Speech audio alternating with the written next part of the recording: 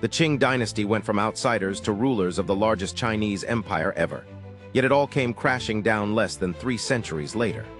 The Qing Dynasty, China's last imperial dynasty, rose in the mid-17th century, founded by the Manchus, a semi-nomadic people from what is now northeastern China. Unlike previous dynasties rooted deeply in Han Chinese culture, the Manchus were considered outsiders, making their swift conquest of China's vast territories a remarkable historical feat. Their rise wasn't a gradual takeover, it was rapid and calculated. By 1644, the Ming Dynasty was collapsing under internal rebellion, and the Manchus seized the moment, capturing Beijing and establishing their rule. Their empire would soon become the largest China had ever seen, stretching from Mongolia in the north to Taiwan in the south, and even parts of Central Asia and Tibet. The Qing rulers adopted many Confucian principles to legitimize their rule, blending Manchu traditions with Han Chinese systems, a strategy critical to stabilizing the empire.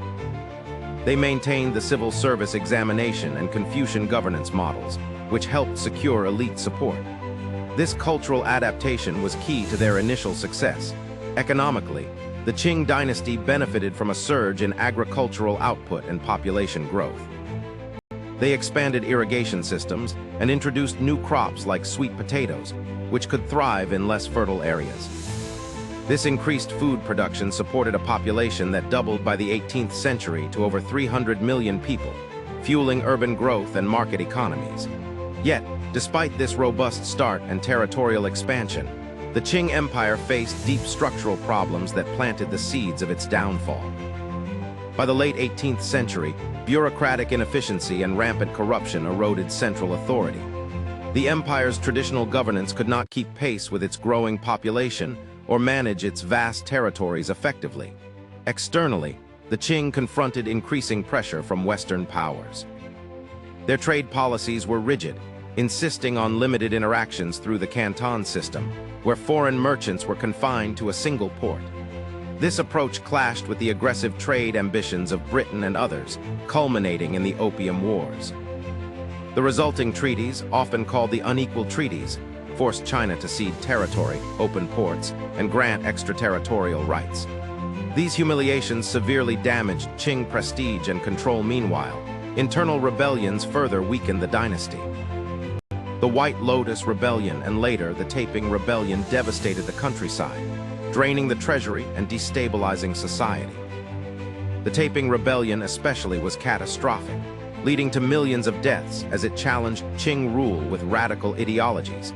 Efforts to reform came late in the 19th century with movements like the Self-Strengthening Movement, which aimed to adopt Western technology and military methods while preserving Confucian values.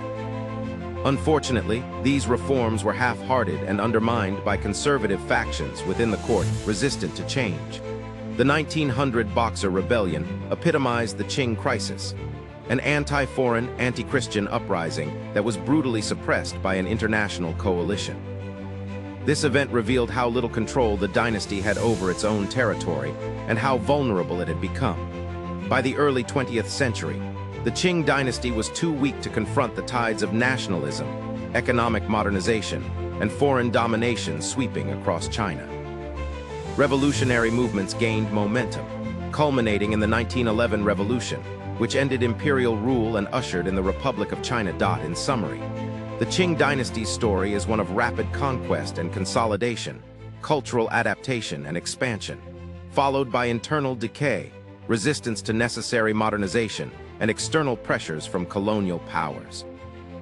It was a colossal empire that held together for nearly 300 years, but could not survive the seismic global changes of the 19th and early 20th centuries. The dynasty's fall marks the end of China's imperial era and the start of its modern transformation.